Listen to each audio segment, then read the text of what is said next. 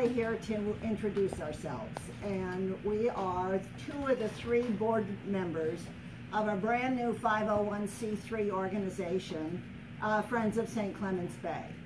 And we're brought together, as Lynn said, by a real love for clean water and oysters. And it is a place where we would like to work with neighbors and with community partners to help contribute to keeping the water healthy and to bringing oysters back to our immediate area.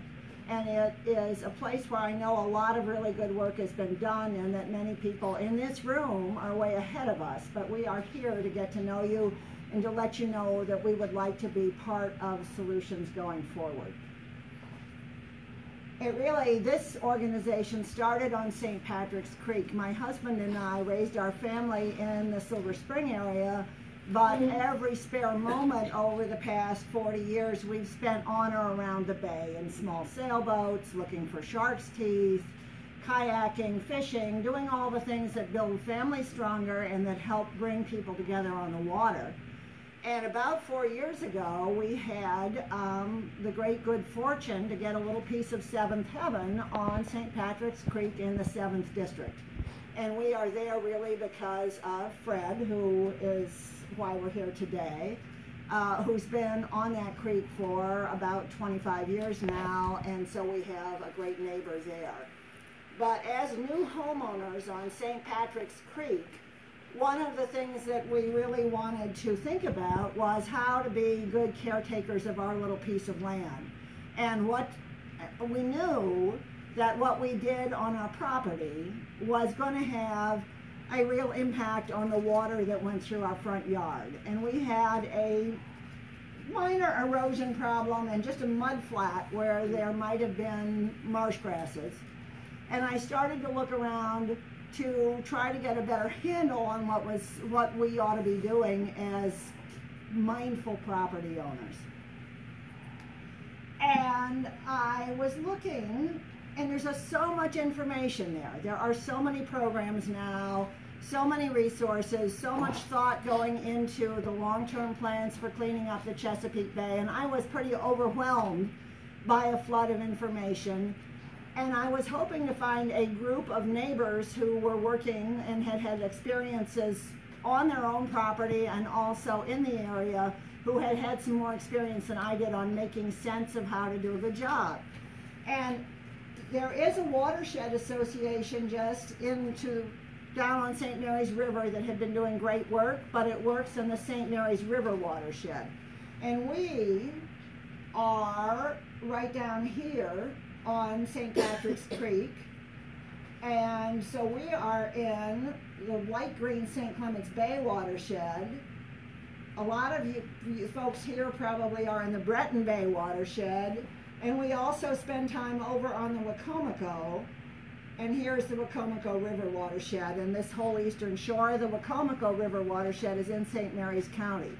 So these three sub-watersheds in the county didn't have a watershed association that was bringing people together to look at community problems and try to develop some community solutions. So the way I got started was I registered for the Watershed Stewards Academy. It was a brand new program in St. Mary's County that I found online. There are 5 or 6 Stewards Academies throughout Maryland. And Nicole is the program coordinator. So that's how I got to know Nicole. And she's going to tell you a little bit about how that program works and what it's doing right now in terms of bringing in a new class of people. So Nicole, come and...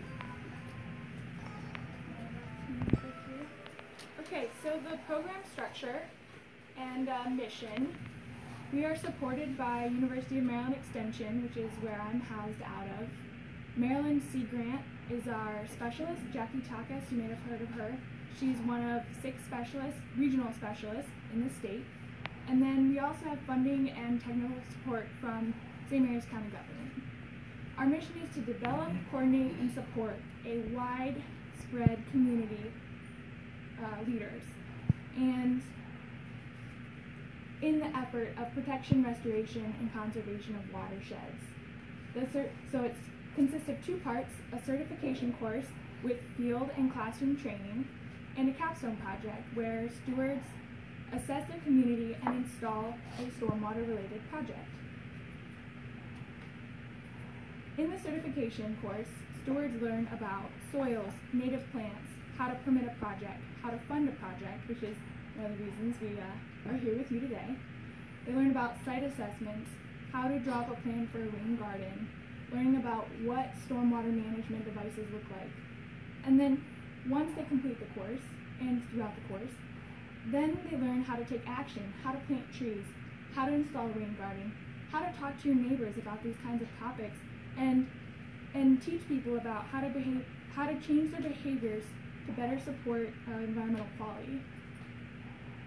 So these are our 10 stewards from our first class. We just started in 2016. We're currently recruiting for class 2. So if you know anyone who's interested, I have some flyers you can take with you today. And the goal is to be the steward in your neighborhood. Be that person that your neighbors can come to when they have questions like Liz had. Like, I live on the water now, what do I do, and how do I have a positive impact on these resources that I love? So there's our website. I think this is anything.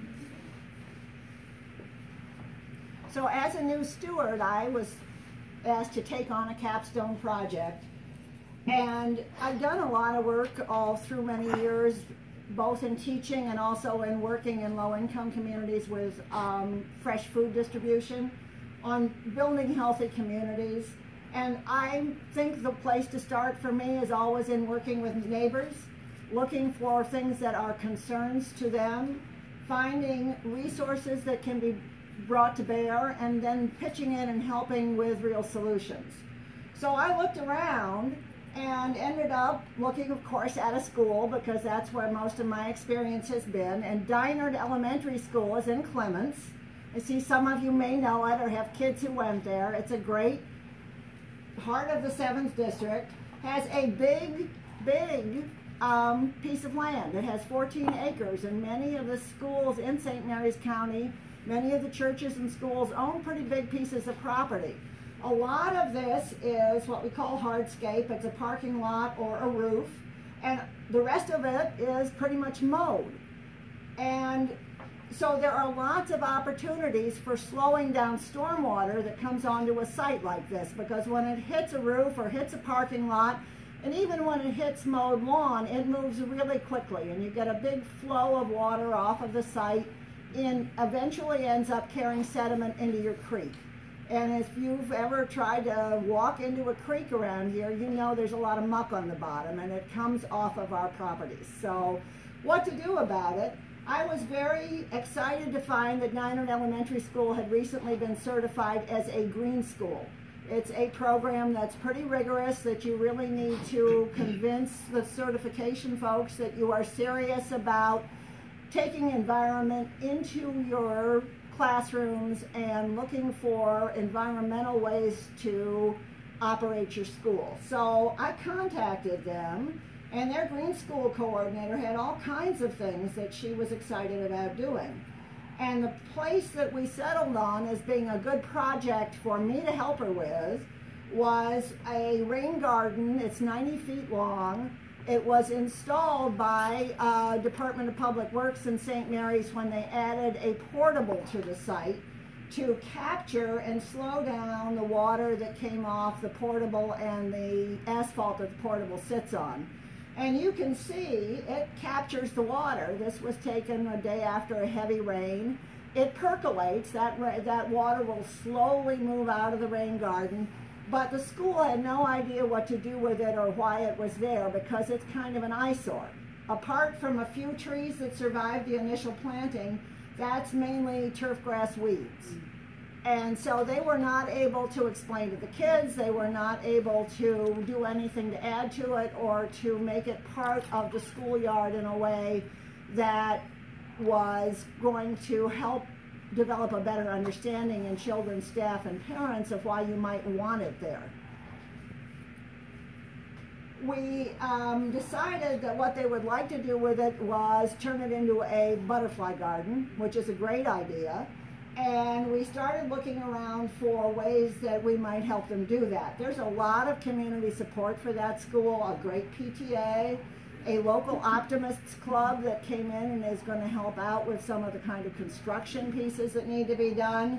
A Cub Scout troop that was very enthusiastic, and these kids and their dads got new rain barrels for the portable. So there's now a demonstration rain barrel at the portable. And the John Groger, who was at that point the deputy director of DPW and had been very helpful at the academy, also gave us the original design plans for this installation and reviewed them and supported a mini grant that we then put together and sent to the Chesapeake Bay Trust. The Chesapeake Bay Trust supports small-scale community outreach programs, and so we asked them for $5,000 that would support new plantings, some permanent signage that explained the rain barrels, explained the rain garden, and gave kids a better understanding, and some outreach activities with parents and some long-term planning for other projects on the school site. And we got a lot of encouragement from the Chesapeake Bay Trust, but they wouldn't actually accept the proposal from us because we didn't have an organizational sponsor that met their criteria.